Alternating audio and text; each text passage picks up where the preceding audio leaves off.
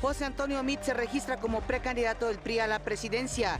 Diversos sectores le expresan su apoyo. Soy simpatizante del PRI y estoy convencido de que este partido es la mejor alternativa, la mejor opción. El presidente Enrique Peña Nieto reconoce la labor del exsecretario de Hacienda. En el desempeño de sus responsabilidades, el doctor Meade acreditó su sólida formación académica y profesional, así como un amplio conocimiento de las necesidades del país. José Antonio González Anaya fue designado nuevo titular de Hacienda y Carlos Treviño Medina, director de Pemex. Consolidar las finanzas públicas sanas, ejercer de manera eficiente, transparente y oportuna el presupuesto aprobado por la Cámara de Diputados. El presidente encabeza el anuncio de inversión del Grupo Modelo por $3,000 millones. En lo que va de esta administración, la inversión extranjera directa acumulada ha superado los $163,000 millones. Gobernadores se comprometen a consolidar el Sistema Nacional de Búsqueda de Personas. Asesinan a la fiscal en delitos sexuales en Pánuco, Veracruz. El Papa Francisco realiza una visita a Myanmar.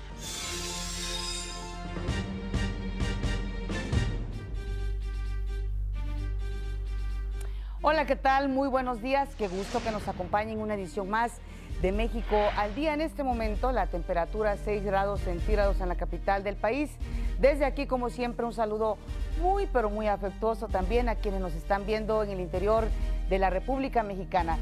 Saludo con gusto esta mañana a mi compañera Ana Cristina Olvera. Ana Cris, muy buenos días para ti. Muy buenos días, Pati. Me da muchísimo gusto saludarte esta mañana y sobre todo a quienes nos sintonizan a través de la señal del canal 22 de Ingenio, de Aprende TV. Por Facebook Live estamos en Noticias México al Día y nuestras publicaciones las pueden seguir en Twitter en @mixaldía. Saludo a Miguel González y le doy la bienvenida a esto que es México al Día. Y estos fueron los cambios en el gabinete que anunció ayer el presidente Enrique Peña Nieto. El presidente Enrique Peña Nieto aceptó la renuncia de José Antonio Meade Curibreña como secretario de Hacienda y quien se perfila a ser uno de los precandidatos del PRI a la presidencia de la República.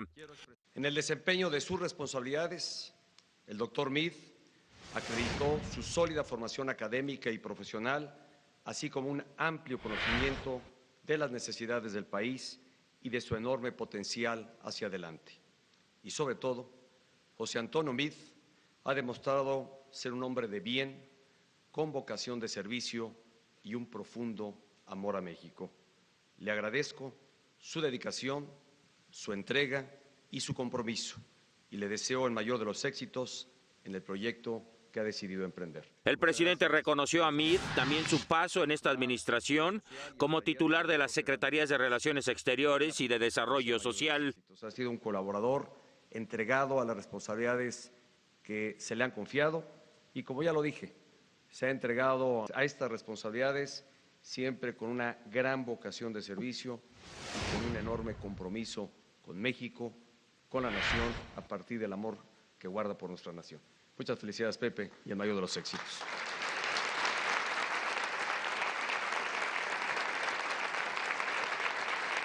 El presidente nombró como nuevo secretario de Hacienda a José Antonio González Anaya, quien fungía como director general de Pemex y a quien le dio las siguientes indicaciones. Mantener las condiciones de estabilidad macroeconómica de las que hoy goza nuestro país. Consolidar las finanzas públicas sanas. Ejercer de manera eficiente, transparente y oportuna el presupuesto aprobado por la Cámara de Diputados. Y en este punto es de especial importancia la administración de los recursos destinados a la reconstrucción por los sismos de septiembre. Y como nuevo director general de Petróleos Mexicanos nombró a Carlos Alberto Treviño, quien era director corporativo de Administración y Servicios de Pemex. Primero, fortalecer las finanzas e impulsar la productividad de la empresa, ahora con base en la estabilidad alcanzada en el último año y medio. Y segundo, aprovechar al máximo las oportunidades que le ofrece a Pemex la reforma energética, incluyendo nuevas alianzas con el sector privado. Al término se le preguntó a Meade qué venía para él, a lo que contestó que cosas buenas. Para México al Día, Gustavo Castillo.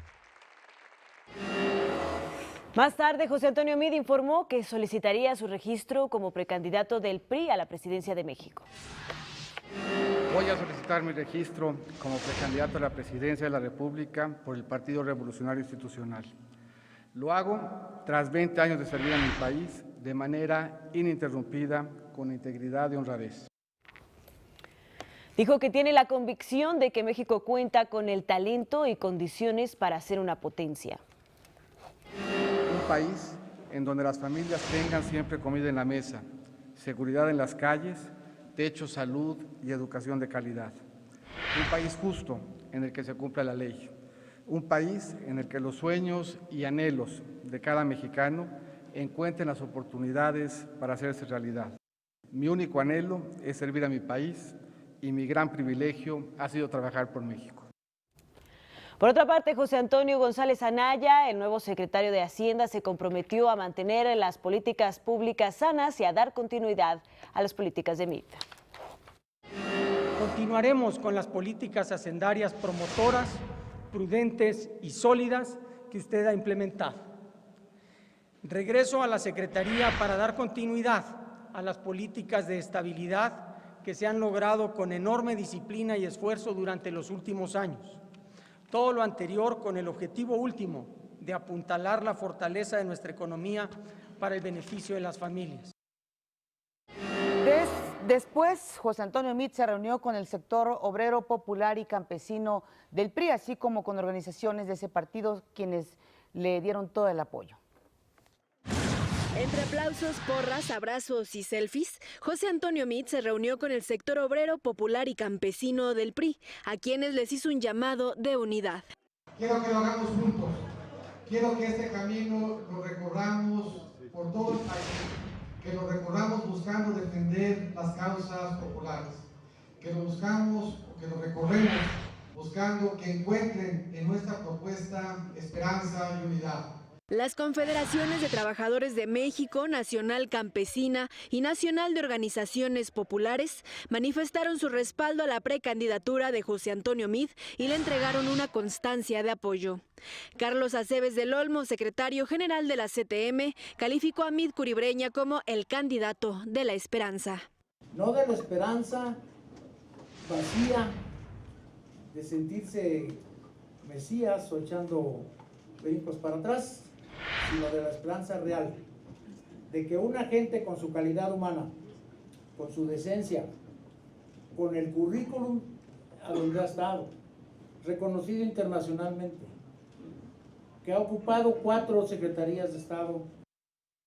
Integrantes de la Confederación Nacional Campesina aseguraron que el aspirante tricolor es un aliado para México. En su oportunidad, Arturo Zamora, secretario general de la CNOP, reconoció la trayectoria del exsecretario de Hacienda. Queremos hacer entrega formal y en presencia de nuestras amigas y amigos senadores, amigas y amigos diputados, también esta carta que es la constancia del apoyo que estaremos entregando a nuestro amigo José Antonio Meade. Por la noche, José Antonio Meade se reunió con organizaciones de mujeres y jóvenes del PRI, quienes también le entregaron una constancia de apoyo. Expresó su compromiso para incluir e impulsar a estos sectores de la población. Para México al Día, Flor Hurtado. José Antonio Meade entregó a la Comisión Política Permanente del PRI su carta ya de intención para buscar la precandidatura a la presidencia por parte del PRI. También presentó los documentos de los 7 sectores y organizaciones del partido que lo respaldan y que, como vimos, visitó antes de hacer esta entrega formal. Soy simpatizante del PRI y estoy convencido de que este partido es la mejor alternativa, la mejor opción, y habré de reunirme con todos con la convicción de que solo unidos y en un mismo propósito habremos de hacer de México una gran potencia y de ganar las próximas elecciones. El exsecretario de Hacienda dijo que, de ser aceptado su registro, tendrá como objetivo escuchar y aprovechar las experiencias de los militantes de ese partido. Compartir un diagnóstico de cómo estamos como país. Juntos, de aceptarme, habremos de recorrer todas las regiones y convivir con todos los cuadros, dirigencias, sectores, comités estructura territorial, mujeres, jóvenes, grupos específicos, gobernantes, legisladores y organismos adherentes. Enrique Ochoa Reza, dirigente nacional del PRI, informó que el expediente de José Antonio Meade será turnado a la Comisión Nacional de Procesos Internos. Instruyo a la Secretaría Técnica que convoque a sesión a los integrantes de esta Comisión Política Permanente pasado mañana, miércoles 29 de noviembre, a las 18 horas, a fin de desahogar la solicitud presentada por el doctor José Antonio Meade Curibreña. Tras darse a conocer las aspiraciones de Meade para ser candidato del PRI a la presidencia, hubo una serie de muestras de apoyo. El secretario de Gobernación, Miguel Ángel Osorio Chong, lo felicitó y le deseó éxito en su postulación. El secretario de Educación Pública, Aurelio Nuño, dijo que bajo el liderazgo de Meade, el país seguirá avanzando en la transformación que necesita para el siglo XXI. Por su parte, el secretario de Salud, José Narro, le expresó su solidaridad y compromiso en la tarea que acaba de iniciar. De igual manera lo hizo el expresidente Carlos Salinas de Gortari, quien dijo que el ahora exsecretario de Hacienda dará una gran labor por México gracias a su talento. También se hicieron presentes reacciones de la oposición. Los aspirantes a una candidatura independiente, Margarita Zavala, cuestionó la forma de la elección del precandidato. El presidente del PAN, Ricardo Anaya, aseguró que el Frente Ciudadano por México le hará competencia a José Antonio Meade. El líder de Morena, Andrés Manuel López Obrador, aseguró que puede ganarle al candidato del Frente Ciudadano y al del PRI. José Antonio Meade ha sido secretario de Estado en 5 ocasiones y en 2 administraciones diferentes. Esta es parte de su trayectoria. Político, economista y abogado, José Antonio Meade Curibreña nació en la Ciudad de México el 27 de febrero de 1969. Su carrera profesional se ha desarrollado en el ámbito público, ha sido secretario de Estado en 5 ocasiones. En la actual administración fue titular de las Secretarías de Relaciones Exteriores, Desarrollo Social y Hacienda. En el sexenio de Felipe Calderón fue secretario de Energía y de Hacienda. Ha ocupado otros cargos públicos, entre ellos fue director general de Planeación Financiera en la Comisión Nacional del Sistema de Ahorro para el Retiro, director general del Banco Nacional de Crédito Rural, jefe de la Oficina de Coordinación del Secretario de Hacienda y subsecretario de esa misma dependencia. Meade Curibreña estudió Derecho en la Universidad Nacional Autónoma de México y Economía en el Instituto Tecnológico Autónomo de México. También es doctor en Economía por la Universidad de Yale. Con información de Flor Hurtado, México al Día. Más tarde, al dar la bienvenida a la inversión de 14,000 millones de pesos del Grupo Modelo para construir una planta cervecera en el estado de Hidalgo, el presidente Enrique Peña Nieto destacó la inversión extranjera directa que ha llegado al país. En lo que va de esta administración, la inversión extranjera directa acumulada ha superado los 163,000 millones de dólares, 54% más que en el mismo periodo de la administración anterior. De hecho, supera el monto recibido durante cualquier sexenio completo y también supera en casi 4% la meta que nosotros nos habíamos planteado en el Plan Nacional de Desarrollo 2013-2018, faltando más de un año para que concluya esta administración. Con esta planta, que estará lista en marzo del 2019, en el municipio de Apán se crearán 6,500 empleos directos e indirectos y se producirán 6,000 millones de botellas al año. Esta inversión que estamos anunciando hoy hace parte de una inversión acumulada de más de 3,000 millones de dólares que hemos hecho en años recientes, con el fin de ampliar la capacidad y poder seguir vendiendo nuestras cervezas en todo el país y a lo largo del mundo. El secretario de Gobernación, Miguel Ángel Osorio Chong, tuvo una reunión con los integrantes de la Comisión Nacional de Gobernadores para revisar los avances en la puesta en marcha de la ley en materia de desaparición forzada. Informó que todas las entidades del país se comprometieron a consolidar el Sistema Nacional de Búsqueda de Personas y a implementar también acciones para combatir ese delito. Desde el Gobierno de la República seguiremos actuando en corresponsabilidad y desde todos los frentes El objetivo, quiero reiterarlo, es erradicar este flagelo y que las víctimas y sus familiares encuentren paz, tranquilidad y sobre todo justicia ante la desaparición de un familiar.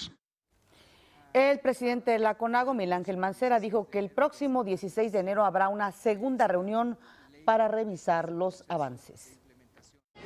Todos y cada uno de los estados representados el día de hoy hemos cerrado filas para la implementación puntual y oportuna de las diferentes acciones que ahí están planteadas en la propia ley. En la Ciudad de México se realizó la primera edición de la Cumbre Hemisférica sobre Trata de Personas. Ahí se reunieron instituciones policiales y de procuración de justicia de todo el país y representantes de la Interpol y de la Ameripol. Durante esta inauguración del evento, el Comisionado Nacional de Seguridad, Renato Sales Heredia, afirmó que no hay delito más cobarde que la trata de personas y por ello México trabaja para erradicarlo. No hay acto más reprobable ni más cobarde que atentar contra la vida o la libertad de una persona. Significa despojarla de lo más valioso que tenemos como seres humanos, lastimar su integridad, su dignidad, sus derechos. Por eso es fundamental sumar voces, voluntades, para poner alto a la trata, alto a la explotación y al sufrimiento por causa de la ambición de unos cuantos. En este evento participó Todd Christensen en representación de la Embajada de Estados Unidos, quien reconoció a México por la colaboración binacional en materia de trata. Han llevado a los traficantes a enfrentar juicios en las cortes tanto de los Estados Unidos como de México. Quiero agradecer al Gobierno de México su gran disposición de colaborar en este magno esfuerzo. Luis Carlos Ugalde presentó el libro Fortalezas y debilidades del sistema electoral mexicano. Ahí explicó que nuestra democracia tiene fortalezas, pero también retos importantes. Yo creo que si uno analiza y sopesa los últimos 40 años de reformismo electoral, las cosas buenas son mayores que las cosas malas, pero creo que en ese balance vale la pena mejorar e ir más hacia adelante. La magistrada presidenta de la Sala Superior del Tribunal Electoral, Janine Otálora, dijo que este libro representa una aportación importante, pero sobre todo necesaria para la reflexión sobre la evolución y el funcionamiento del sistema electoral mexicano. Estamos en un momento de emergencia particularmente interesante e importante para reflexionar acerca de las fortalezas y debilidades de nuestro sistema electoral. El Tribunal Electoral del Poder Judicial de la Federación validó la elección a gobernador en Coahuila, en la que resultó ganador el candidato priista Miguel Ángel Riquelme. Esto tras resolver las impugnaciones que tenían que ver con un rebase de gastos en la campaña. Ante esta decisión, Riquelme convocó a la unidad y a la reconciliación política en esa entidad. Por eso yo tiendo la mano hoy a todos los sectores de la sociedad, incluyendo a quienes fueron mis adversarios de una contienda que ya pasó. Tras esta decisión, Riquelme tomará posesión del cargo el 1 de diciembre. Se llevó a cabo por primera vez en nuestro país la conferencia de la Asociación Latinoamericana de Archivos, Ciudadanía e Interculturalismo. Ahí el secretario de Gobernación dijo que la democracia tiene un componente indispensable en los archivos históricos, ya que estos dan certeza jurídica a las acciones de gobierno. Dijo que no puede haber Estado ni nación sin memoria histórica, por lo que debe resguardarse para las nuevas generaciones. La esencia de una nación, lo que ha sido y lo que es, está sin lugar a dudas en sus documentos históricos. Ahí están, en palabras e imágenes, sus raíces y los momentos claves de su evolución, porque los seres humanos somos historia y estamos llamados a seguirla construyendo, aportando cada quien desde su ámbito con el ímpetu de sus convicciones, pero sobre todo con la fuerza de su acción y de su participación. Anunció que se realizará una serie de acciones para la preservación del acervo documental como el uso de nuevas tecnologías, capacitación del personal y también mayor énfasis y actividad en el Archivo General de la Nación. Un grupo de hombres armados asesinó a Yendi Guadalupe Torres Castellanos, titular de la Fiscalía Especializada de Delitos Sexuales y contra la Familia, esto en Pánuco, Veracruz. A la funcionaria de 35 años le dispararon dentro de su camioneta cuando llegaba a las oficinas de la Unidad Integral de Procuración de Justicia. Al lugar de los hechos acudieron elementos de la Policía Ministerial para realizar las primeras investigaciones.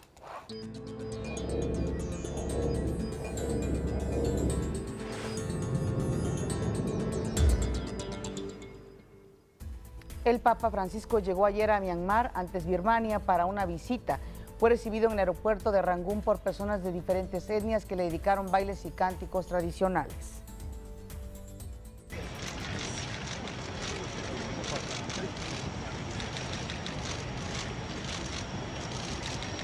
Después, el Papa se reunió con el jefe del ejército de Myanmar en la sede del arzobispado.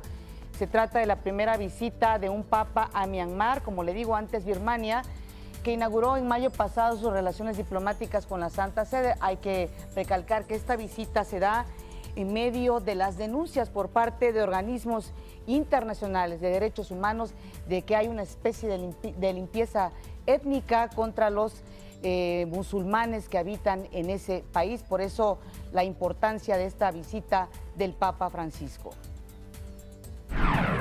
Y en Bali, Indonesia, las autoridades ordenaron el desalojo de 100.000 personas ante el riesgo de que el volcán Agung haga erupción.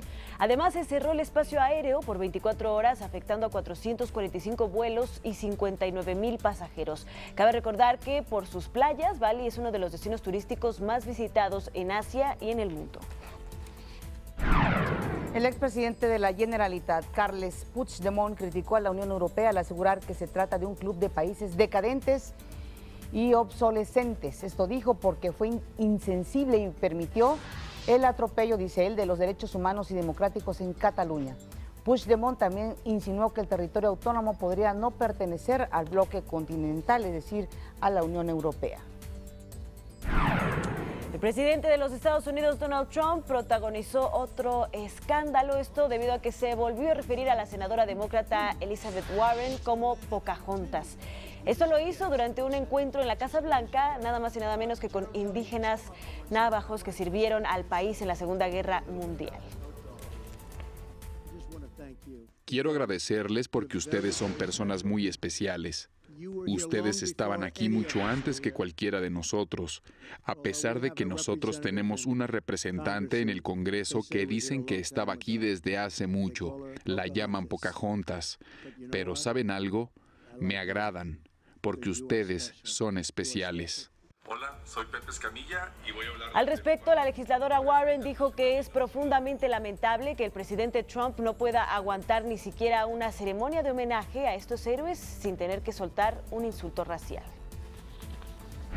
Y sin tener que decir una estupidez, el Congreso estadounidense comenzó un proceso de reformación para enfrentar los casos internos de acoso sexual. Ello tras la aparición de múltiples acusaciones lanzadas por mujeres contra legisladores. Las nuevas medidas propuestas permitirían acelerar el proceso interno luego de una denuncia, ya que actualmente las víctimas son obligadas a pasar por una mediación. Por otro lado, se propone tener un abogado para las víctimas y que las cláusulas de confidencialidad deje de ser obligatoria. Las indemnizaciones correrían a cargo del demandado, a diferencia de lo que ocurre ahora, que lo pagan los contribuyentes.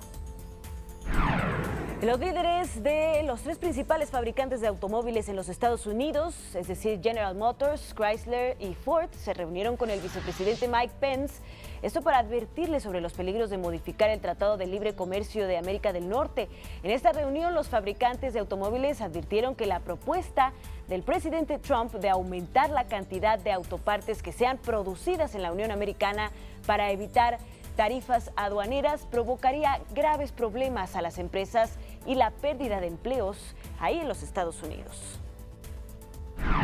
Las Fuerzas Armadas de Estados Unidos informaron que en coordinación con el gobierno de Somalia efectuaron en ese país de África un ataque aéreo contra combatientes del grupo yihadista Estado Islámico, en el que fue abatido un terrorista. Esta operación forma parte de la estrategia de Estados Unidos para tratar de combatir la creciente presencia de distintos grupos islamistas en la región. El presidente de Rusia, Vladimir Putin, llamó a los países que poseen armas químicas a hacer todo lo posible para destruirlas.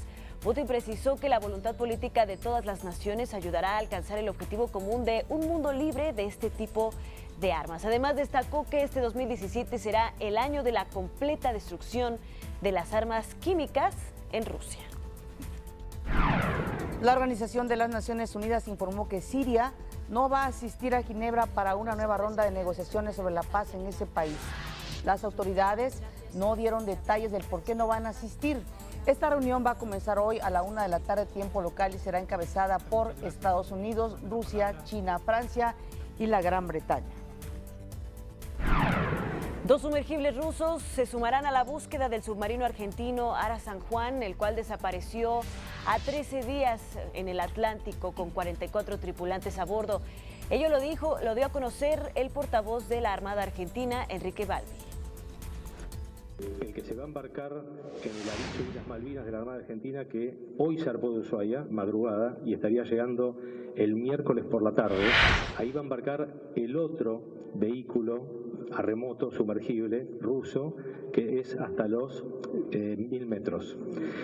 Y yo les había mencionado, lo repito, el 5 de diciembre sería el día informado por la Federación Rusa que estaría arribando al área de operaciones el 5 de diciembre, repito, el buque Yantar. Ese buque también tiene otro vehículo sumergible remoto que llega hasta 6000 metros de profundidad. En el operativo de búsqueda participan cerca de 4000 personas y 30 aviones, también barcos de Argentina, Estados Unidos, Reino Unido, Brasil, Chile y Rusia. De regreso a México, vamos a las breves del país.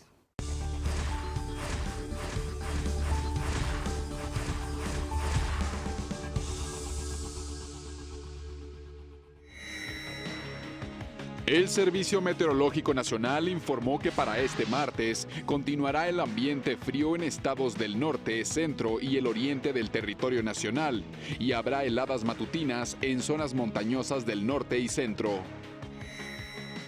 México ocupa el 5º lugar de trata de personas a nivel mundial, aseguró Renato Sales Heredia, comisionado nacional de seguridad. Al reconocer la problemática, dijo que es necesario prevenirlo y atacarlo coordinadamente a través de la colaboración con otros países.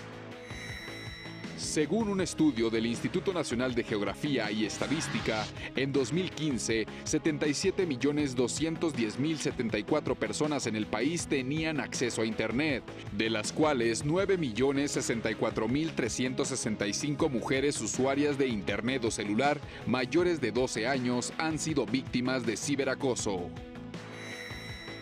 Costumbres locales y prácticas sociales de sexualidad funcionan como barrera para acceder a mejor salud sexual y reproductiva, aseguró la directora general del Centro Nacional para la Prevención y Control del VIH y el SIDA, Patricia Uribe. Vamos ahora a nuestro primer resumen.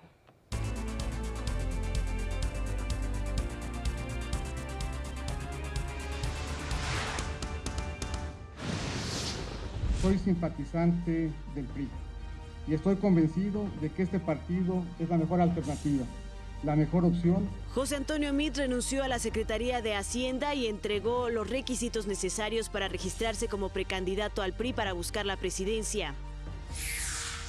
José Antonio Meade se reunió con el sector obrero, popular y campesino, así como con organizaciones del PRI, quienes manifestaron su apoyo al aspirante. Secretarios de Estado expresaron su apoyo a José Antonio Meade en su registro como precandidato del PRI.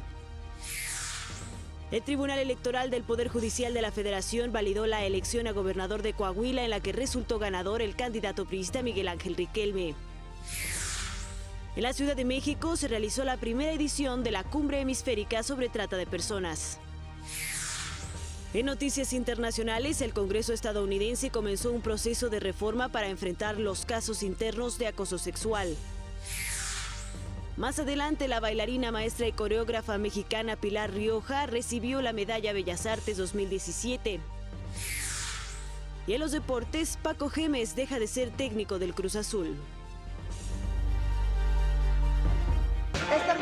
da mucho gusto que esté aquí en el estudio de México al Día. Esta mañana damos la bienvenida al estudio de México al Día. Está con nosotros aquí en el estudio y se lo agradecemos muchísimo, José Escamilla. Él es director de Innovación Educativa del TEC de Monterrey, con quien vamos a hablar del Congreso Internacional de Innovación Educativa, que además es la 4ª edición. Muchísimas gracias, antes que nada, José, por estar aquí y para que nos platiques, por supuesto, de este Congreso. ¿Qué pueden encontrar las personas que asistan a él? Pues bueno, la educación está en proceso de cambio actualmente y en este Congreso vamos a encontrar pues qué es lo que está pasando, ¿no?, en este mundo de la educación. Yo creo que en el futuro nos vamos a acordar que en esta época la educación cambió muchísimo. Yo siempre digo que los médicos, por ejemplo, si te traes un médico de hace 100 años al día de hoy y lo pones en un quirófano, probablemente no sabría qué hacer con los instrumentos que están ahí. Si te traes un profesor de hace 100 años, es relativamente más fácil pues que encuentre qué hacer en un salón de clases actual. Y yo creo que eso va a cambiar en los próximos 20 años. La educación va a ser radicalmente distinta, va a ser personalizada, va a permitir habilitar otras cosas que ahora no se pueden. Y bueno, en el Congreso vamos a encontrar esto y es una invitación a profesores, a directivos, a ONGs, a gente que trabaja en educación privada, en los gobiernos, a participar en este Congreso Internacional de Innovación Educativa. José, cuéntanos un poco para que la gente sepa dónde va a ser, cuándo va a ser, cómo es que puede acercarse la gente que esté interesada, como tú dices, todo este sector de pues la gente que trabaja en la educación, cómo puede acercarse al Congreso. Claro, la invitación está abierta para todos a participar, de educación básica, educación superior, educación continua. Es del 11 al 13 de diciembre en la ciudad de Monterrey, en el campus del Tecnológico de Monterrey. Ahí pues los esperamos, ahí tienen su casa. Y bueno, pues la invitación es para que participen. Tenemos algunos de los conferencistas que pudiera platicar en un momento. Viene, por ejemplo, Jeff Mayoncalda, que es el CEO, el director de Coursera. Coursera es esta empresa que ha estado haciendo cursos masivos online, en donde son cursos online que hablábamos hace un poco antes del corte, que puedes tener 10,000, 100,000 personas al mismo tiempo, porque muchas de las labores que hace el profesor están automatizadas. Entonces, en los últimos 4 años han acumulado alrededor de 29 millones de estudiantes en Coursera. Hay más de 2,000 cursos de 120 universidades. La UNAM y el TEC, por ejemplo, forman parte de Coursera y tenemos cursos ahí. Entonces, imagínate toda la información que tenemos sobre estos alumnos y se puede hacer minería de datos. Todo eso se llama ahora Big Data, le dicen, ¿no? Entonces, ¿qué es lo que hemos aprendido sobre cómo aprenden las personas con esos 29 millones de personas que han pasado por ahí en distintos cursos? Entonces, es parte, digamos, de las cosas que vamos a aprender en el Congreso Internacional de Innovación Educativa. También está Michelle Weiss. Michelle Weiss es una persona que ha trabajado mucho en temas de disrupción con Clayton Christensen y ha trabajado en educación a distancia, en educación híbrida, le llaman blended en inglés. Y ahora está en la Universidad de Southern New Hampshire, que tiene pues unos programas online muy importantes y tiene un programa que le llaman en inglés All You Can Learn. Es un poquito como el Netflix de la educación. Tú pagas una cantidad al año y puedes llevar todas las competencias que tú quieras a lo largo del año. Entonces podrías terminar tu programa en 2 años, puedes acreditar experiencia profesional también. Es un programa bastante novedoso y que pues ha tenido mucho éxito. José, hay en el mundo un gran debate, diría yo que hasta filosófico, sociológico, en fin, sobre cómo preparar a las nuevas generaciones que están, por ejemplo, pues pegadas a los teléfonos celulares, en fin, a unos jóvenes que están, que son, como dicen algunos, con demasiadas atenciones por todos lados. Sí. Eso implica sin duda que un reto importante para impartirles educación, ¿no? Claro, bueno, de hecho, cuando revisas lo que dicen los expertos y las asociaciones de expertos en tecnología sobre el uso de pantallas por los niños, pues no son recomendadas para niños de menos de 10, 11 años de edad, ¿no? Entonces, hay que tener cuidado también a veces porque se abusa un poquito de eso. Cuando refiero a pantallas me refiero pues a no tener más de cierto número de horas de exposición y niños pequeños necesitan estimulación con objetos del mundo real. Entonces eso cualquier educadora nos va a decir que eso es lo que pasa. Creo que también en temas de preparar a los jóvenes para el futuro, pues tampoco los podemos alejar de las computadoras, ¿no? Y un tema que viene bien importante es que en los próximos 20 años va a haber pues una destrucción de empleo por la automatización, la robótica, la manufactura. Entonces, una de las preguntas que nos hacemos es qué debemos de enseñar a nuestros alumnos para un mundo que no se ha creado todavía. Y bueno, pues una de las conferencias que vamos a tener, la de Amar Kumar, nos va a hablar sobre este futuro del trabajo. Y más que hablar de la destrucción de empleo, va a hablar de la creación de empleo. Por ejemplo, en el pasado hemos visto en la revolución agrícola, pues que campesinos perdieron su empleo por la llegada del tractor, por ejemplo, ¿no? Entonces, ahora va a pasar lo mismo, se prevé que el empleo de contador, telemarketing, chofer, se va a perder porque los carros se van a manejar solos, por ejemplo, ¿no? Con la automatización. Entonces, ¿cuáles son los nuevos empleos que se van a crear? ¿Cuáles son las competencias que tenemos que enseñar hoy a nuestros alumnos de educación básica, educación superior, para prepararlos para este futuro del trabajo? Claro, y bueno, y además de las pantallas, como decía Patti, pues estamos expuestos ya a una cantidad de información impresionante. Los jóvenes, los niños pueden acceder a ella casi sin restricciones. ¿Dónde queda el lugar del maestro entonces, no? Y pues ya hay innumerable cantidad de casos en los que la gente se autoenseña con todas estas herramientas, ¿no? ¿En qué lugar poner a la institución educativa? ¿En qué lugar poner al maestro? Seguramente todo eso lo podremos responder. En mi opinión, el maestro va a seguir siendo muy importante. No estamos pensando que la profesión del maestro se va a automatizar, y yo también soy maestro, entonces toco madera, como dicen. No. Pero creo que ahí hay un tema bien importante, y es un tema relacionado con las humanidades que creo que lo hemos dejado un poquito de lado por el tema de las disciplinas más duras, las matemáticas, las ciencias, que también son muy importantes, pero si queremos que tengan un criterio para el uso de la información de nuestros alumnos, necesitan pensamiento crítico, necesitan manejo de información digital, y todo eso está relacionado con el tema de las humanidades. Entonces creo que tenemos que tener un énfasis bien importante. Estamos viendo en Estados Unidos, en Inglaterra, con el proceso del Brexit, la elección de Donald Trump, los llamados fake news, estas noticias que la gente no sabe discernir la realidad de lo que no es real. Y estas son las herramientas que les vamos a dar a nuestros alumnos hoy para que en el futuro tengan este criterio para discernir qué es lo que encuentran en Internet, si es real o no es real. No porque lo veas en Facebook quiere decir que existe. Claro. Pues por eso este congreso, ¿no? Sí. También parte de las cosas que van a abordar es toda esta vorágine de información y de asuntos que hay relacionados con la tecnología y la educación. 11, 12 y 13 de diciembre en el TEC de Monterrey, Campus Monterrey. La invitación está abierta, creo que apareció el URL en pantalla, es www.CIIE, con I latina, 2 I latinas, como Congreso Internacional de Innovación Educativa.mx, para que nos acompañen. Muchas gracias. Muchas gracias. Tatiana, gracias. Hacemos una breve pausa y regresamos con más información.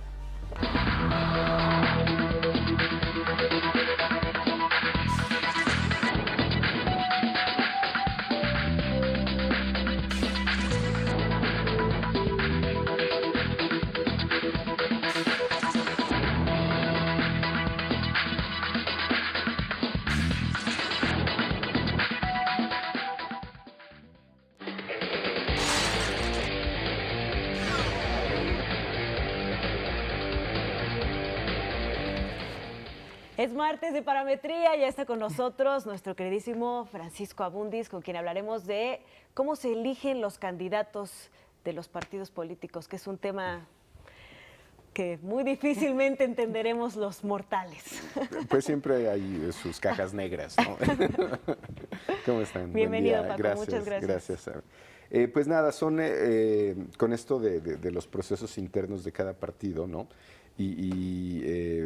Digo, si recuerdan, en los últimos años en México no ha habido un solo método en cada partido. En algún punto el PRI abrió su método de elecciones internas. De hecho, es el motivo de tesis de un académico, exsecretario de Gobernación, Alejandro Poiré, su tesis de doctorado de Harvard, como prueba en esa tesis que es muy disruptivo tener candidaturas internas o candidatos internos, que es probablemente lo que acabó decidiendo lo que vimos ayer por parte del PRI, no alargar más el proceso porque causaba divisiones o rupturas dentro de los grupos que se manifestaban por un candidato o por otro. Eso pasó en el PRI durante la década del 90, más o menos, los años 90. Y desde entonces ha habido toda una reconsideración de cuál es el mejor método. Hoy, de hecho, vi algunas columnas donde cuestionan, o de hecho, si ven, hay varias columnas que cuestionan cómo se eligió el candidato del PRI y lo comparan con el que podría ser el candidato de Morena o el que va a ser el del Frente. Y bueno, todo el mundo coincide en que lo que está de moda son los dedazos, ¿no? son los métodos de alguien que tiene mayor autoridad dentro del partido sobre un posible candidato, ¿no? Se esperaba que la elección del PRI iba a ser más abierta, pero otra vez eso podría haber causado alguna disrupción. Finalmente creo que el exsecretario de Hacienda, exsecretario de Energía, excanciller, claro, ¿no? Exsecretario de Sedesol, puede ser candidato de unidad, ¿no? Pero bueno, dado todo esta diferencia de procesos, salimos a preguntar a la gente qué pensaba de esto y creo que hay algunos temas interesantes, ¿no? Primero, esta es una pregunta que tenemos en cada encuesta de salida. Cada que hay elecciones tenemos la posibilidad de medir al elector. Hay que decir que la encuesta de salida es el instrumento más poderoso que tenemos para medir al elector, porque no es una postelectoral, es decir, no es después de la elección, no es una preelectoral, este es el votante, ¿no? El que salió. ¿Cuándo decidió usted por cuál partido o candidato votar? La primera línea, la que viene en caída clara, dice siempre vota por el mismo partido. Eso también se podría traducir como una forma de identidad partidista. Si ven, sería 47% en esta primera medición, que es la intermedia federal de 2003, luego baja a 44% en 2006, baja a 38% en 2009, baja a 37% el 1 de julio de 2012 y está en 31% el 7 de junio del 15. Es decir, la gente cada vez vota menos por el mismo partido, o lo que es lo mismo, cada vez tenemos más volatilidad.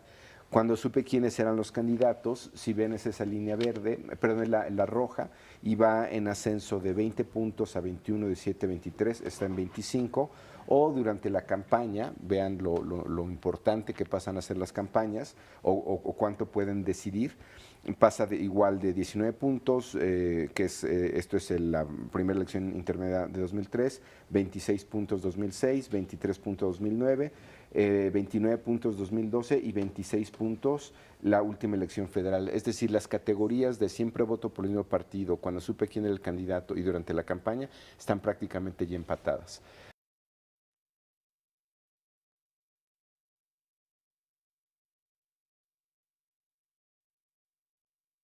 Y hoy en la urna se ha mantenido estable alrededor de 13 y la última que tenemos es 15%. Es decir, la importancia del candidato representaría hoy 1 de cada 4 votos. Ahora bien, si vamos a la siguiente diapositiva, por lo que sabemos hoy, cómo va a ser la elección según distintas fuerzas electorales, en la alianza virtual de Morena-PT, pues lo que se ha expresado hacia afuera es que es un método de encuesta, ¿no? Aquí un poco la crítica ha sido la falta de transparencia, quién está haciendo esas mediciones.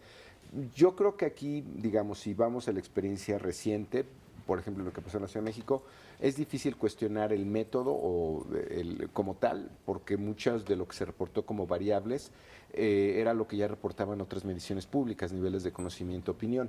Aquí, en todo caso, el cuestionamiento puede ser ¿por qué esas variables? Es decir, ¿quién decide qué variables se toman en cuenta? Frente Ciudadano, por lo que sabemos hoy, es la propuesta la construye la Junta Directiva del Frente Ciudadano, integrada por militantes y dirigentes de PAN, PRD y Movimiento Ciudadano. Pero creo que es el menos claro ahora.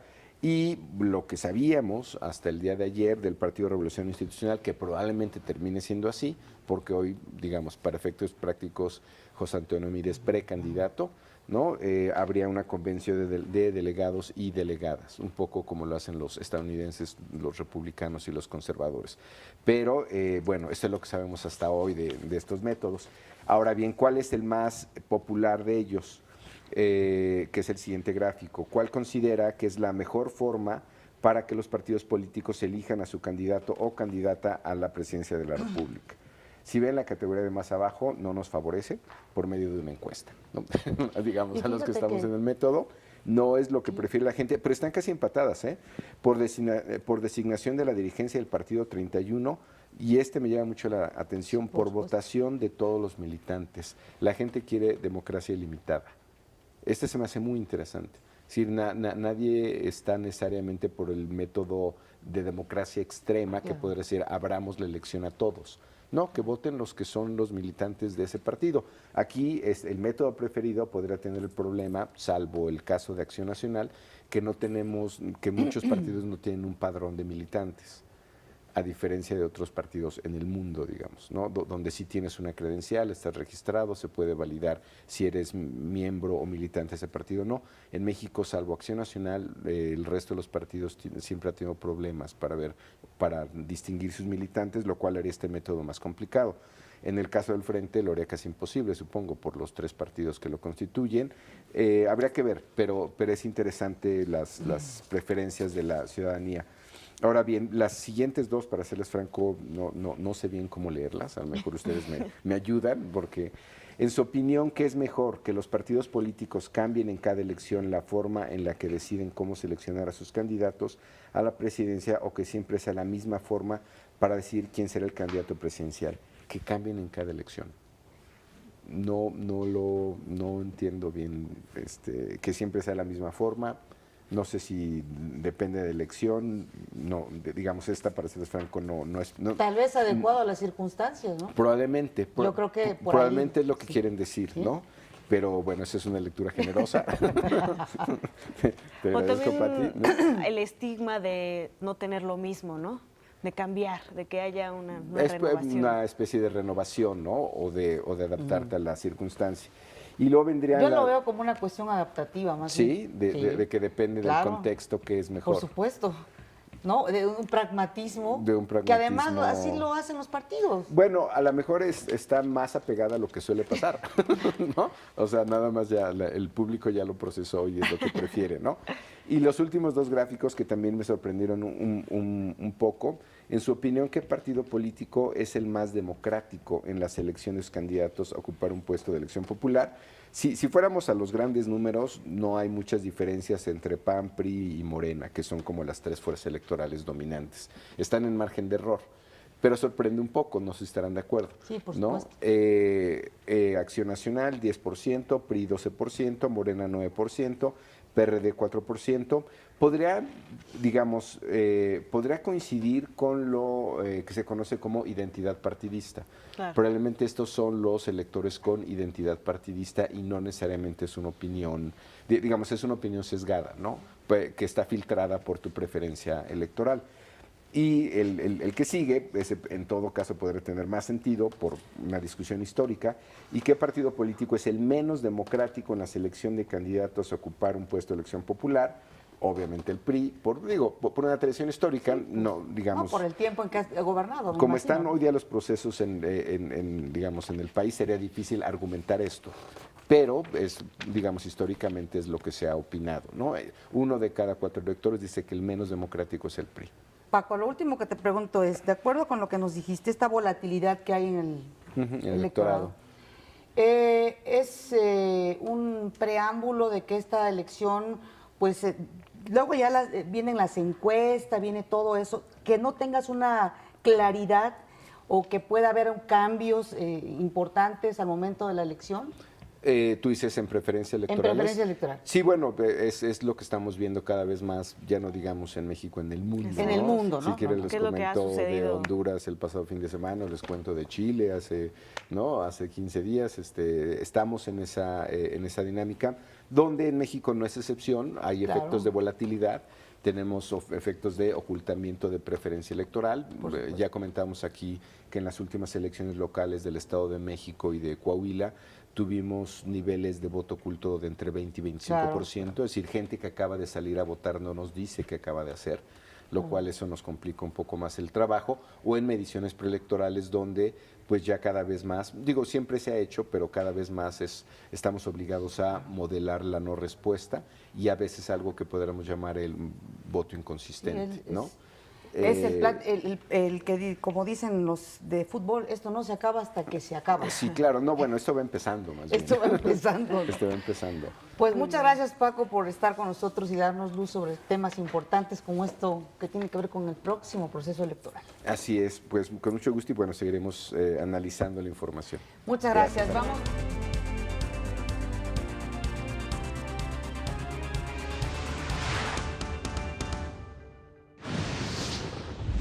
El Tribunal Electoral del Poder Judicial de la Federación validó la elección a gobernador de Coahuila, en la que resultó ganador el candidato priista Miguel Ángel Riquelme. Asesinan a la titular de la Fiscalía Especializada de Delitos Sexuales y contra la familia de Pánuco, Veracruz.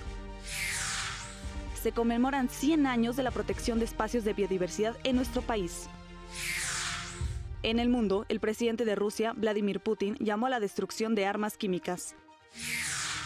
Desalojan a más de 100,000 personas en Bali, Indonesia, por el riesgo de erupción del volcán Agung. Más adelante, Facebook implementa un software para salvar vidas.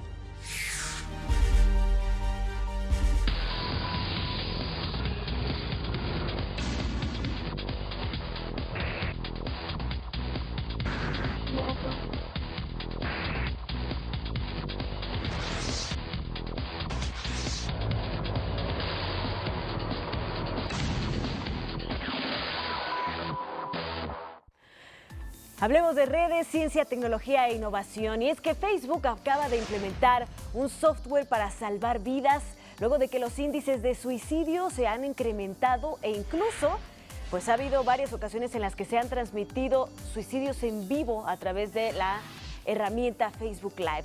Se trata de una inteligencia artificial que escaneará las publicaciones en busca de información que tenga tendencias suicidas o depresivas y, si fuera el caso, enviará recursos de salud psicológica al usuario en riesgo o a sus familiares o amigos para que puedan ayudar a esta persona.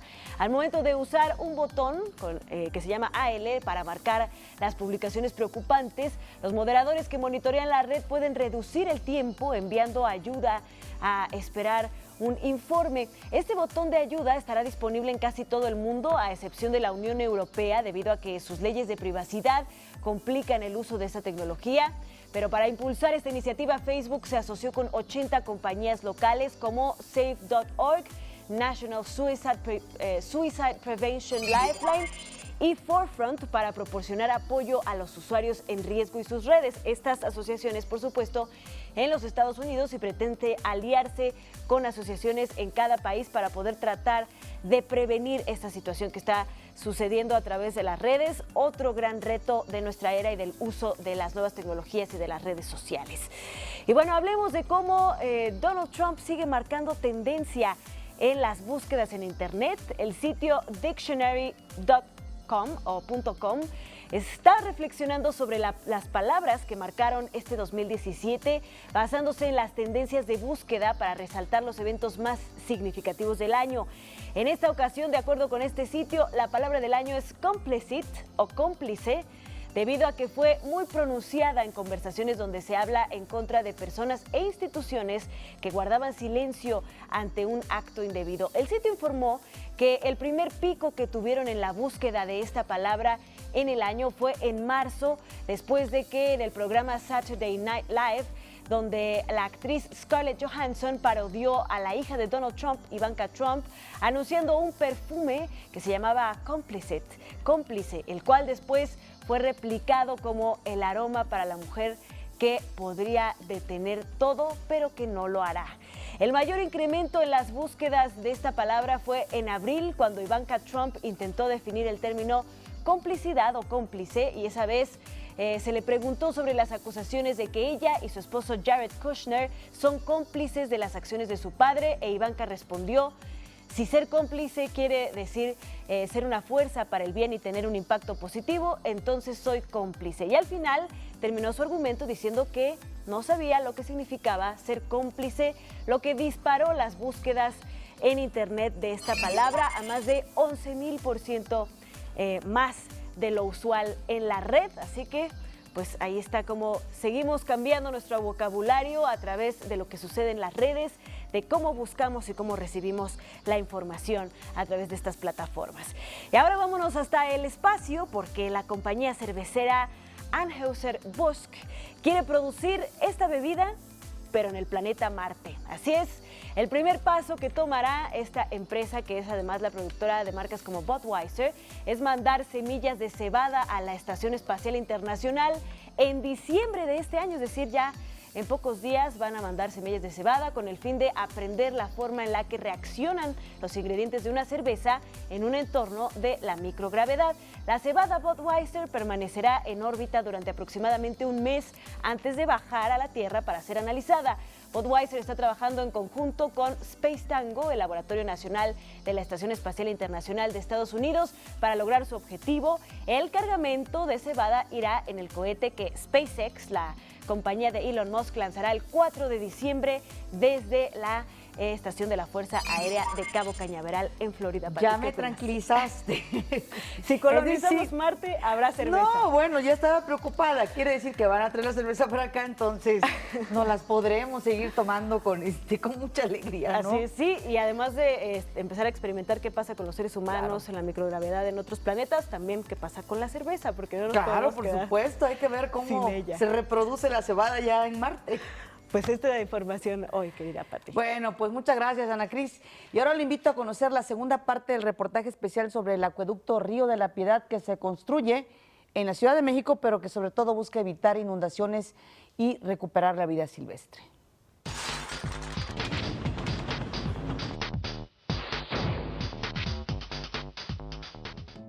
La Cuenca de México fue un lugar lleno de lagos y ríos, una ciudad mayormente identificada con el agua. Hoy, esta conserva solo el 1.3% de su extensión lacustre. Estamos en una cuenca, hay que recordarlo, no en un valle, no hay salidas naturales del agua. De todas las partes altas descienden corrientes de agua que son generadas ya sea por manantiales, pero también por la lluvia, y que desembocaban al sistema de lagos que tenía la Cuenca de México. La desaparición de estos cuerpos de agua que sostenían, filtraban y dirigían el vital líquido nos afecta de distintas formas. Aquí, en esta avenida, baja una gran cantidad, lo que le llamamos las aguas broncas, que bajan del cerro, de la Sierra de Santa Catarina, ¿sí? Y que se desbordan y llegan a inundar las colonias de abajo de la delegación. El Parque Hídrico La Quebradora, una iniciativa de la Universidad Autónoma de México, pretende servir para la retención, filtración y tratamiento de agua en la delegación Iztapalapa, la zona con mayor carencia del vital líquido en la Ciudad de México. Mire, estamos aquí en la delegación Iztapalapa, en lo que se le conoce el predio La Quebradora. Es un vaso regulador que no se le dio mantenimiento durante muchos años, ¿sí? Aunque esa es su función, y estaba lleno de basura totalmente, la gente venía a tirar el escombro. El proyecto, dirigido por el doctor Manuel Perló y la maestra Loreta Castro, recibió el primer lugar de los premios Lafarge-Holcim, el reconocimiento más importante a nivel mundial en el ramo de construcción sustentable. Es un planteamiento de recuperar un antiguo vaso regulador de 4 hectáreas de extensión que estaba abandonado y que no cumplía realmente ninguna función relevante, y lo estamos convirtiendo en un parque que ayuda a mitigar inundaciones, que ayuda a captar agua de lluvia, que hace tratamiento de aguas negras, que hace infiltración de agua al subsuelo y que al mismo tiempo puede crear un espacio público para una zona de la ciudad que tiene enormes carencias de primera calidad, de primer mundo. El diseño tiene un enfoque urbano paisajístico, a partir del cual se podrá triplicar la vegetación con especies endémicas, y un enfoque sociocultural que permita la sana recreación. Atender estos vasos reguladores y que además sean espacios de convivencia. Y en los tiempos de sequía, pues vamos a ver unas grandes lagunas, ¿sí? Con agua ya tratada y con agua verdaderamente transparente. Parque Hídrico La Quebradora es el primero de su tipo en el país y pretende inspirar a la creación de otros proyectos de su tipo en México. Para México al Día, Omar Vera. Un tiempo de respiro y reflexión con Cris Pando y Sembrarte.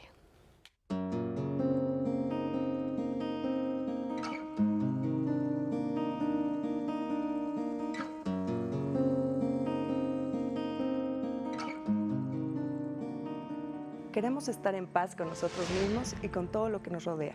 A veces, para hacerlo necesitamos estar dispuestos a afrontar algún malestar, sentirlo y superarlo.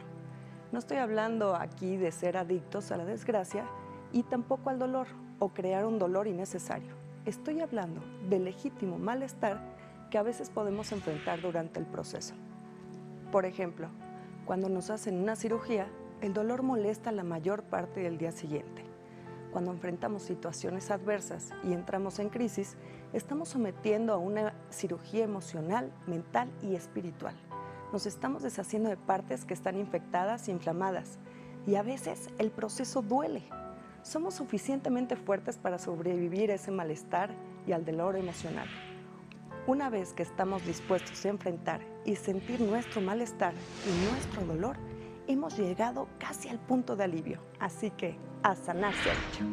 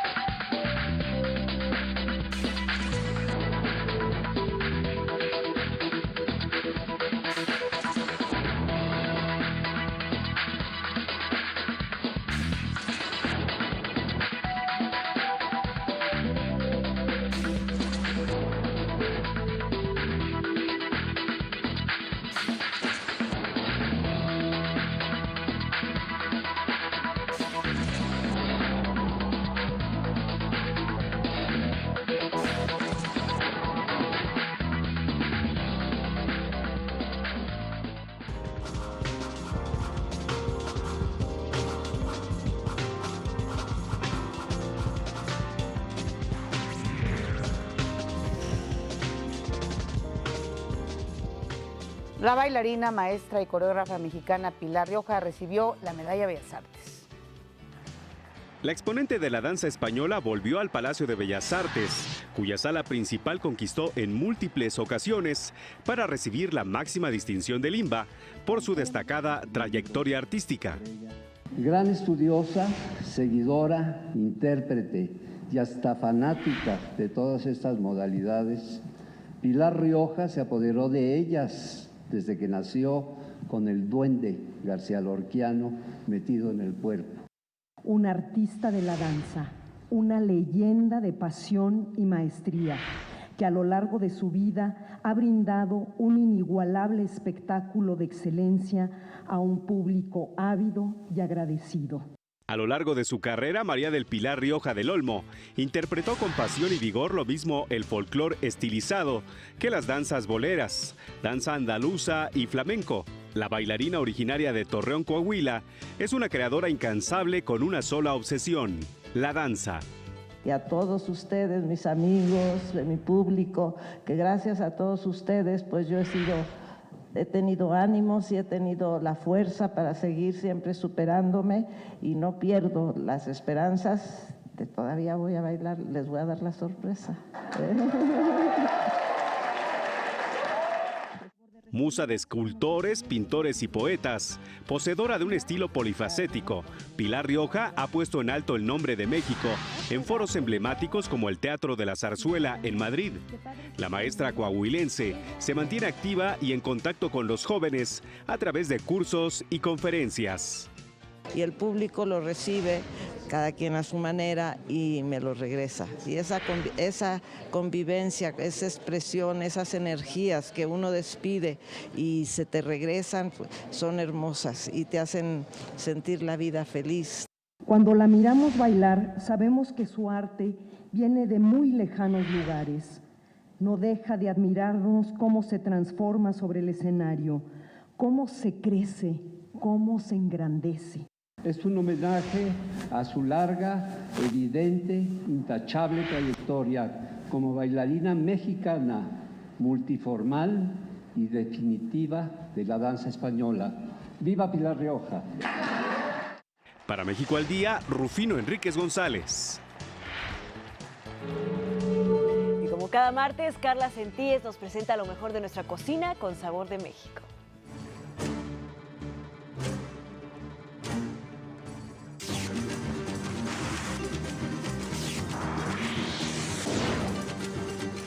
Buenos días, soy Carla Sentíes. Bienvenidos a Sabor de México.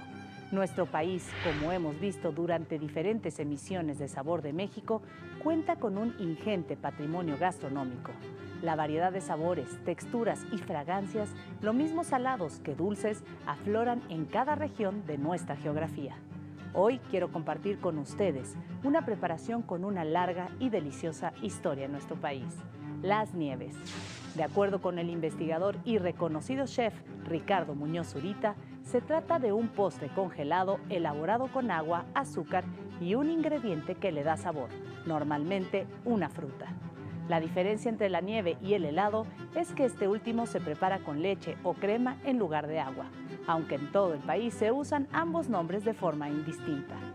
Una de las peculiaridades de la tradición nevera mexicana es sin duda la innovación e incorporación de sabores poco convencionales, ya que aunque podemos encontrar en prácticamente cualquier parte helados o nieves de chocolate, vainilla o fresa, lo realmente atractivo es descubrir sabores poco ortodoxos, como las nieves de mole, frijoles, chile relleno, nopal, garambullo o chicharrón, entre muchos más.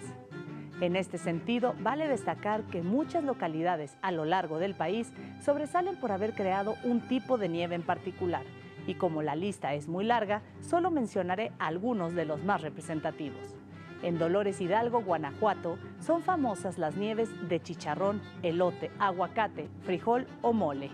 En Pátzcuaro, Michoacán, destaca desde hace más de 100 años la nieve de pasta, elaborada con vainilla, huevo, leche y azúcar. En Oaxaca sobresalen las nieves de jiotilla, tuna, limón verde, el sorbete y sobre todo la nieve de leche quemada y la nieve de rosas. Por su parte, en Veracruz hay nieves de jobo, nanche, guanábana, chico zapote, cacahuate o mango. Las nieves de Chalco en el Estado de México se caracterizan porque se sirven sobre la fruta.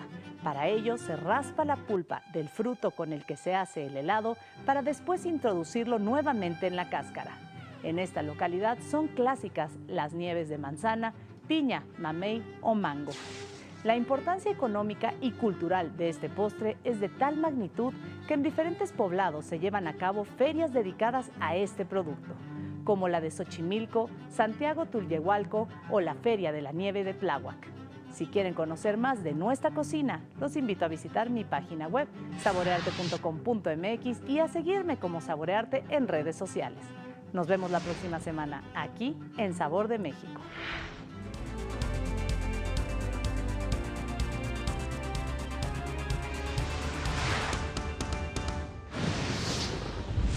José Antonio Meade renunció a la Secretaría de Hacienda y se registró como precandidato del PRI para buscar la presidencia.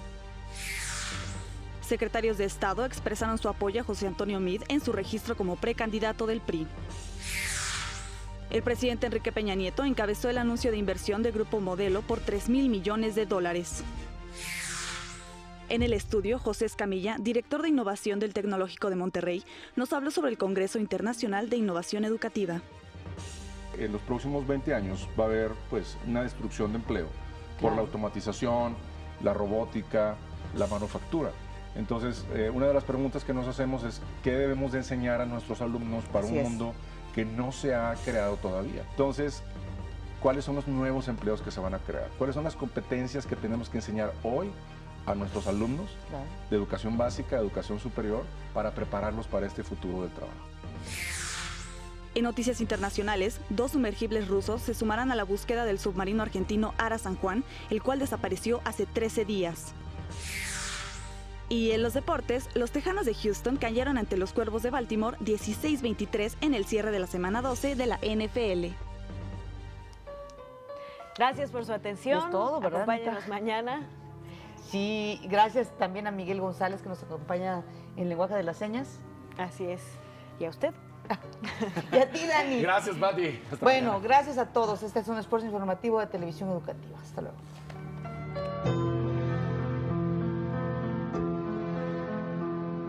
Sweet little words made for silence, not so young, not for love, not heartache. Dark hair for catching the wind, not to win the sight of a cold world. Kiss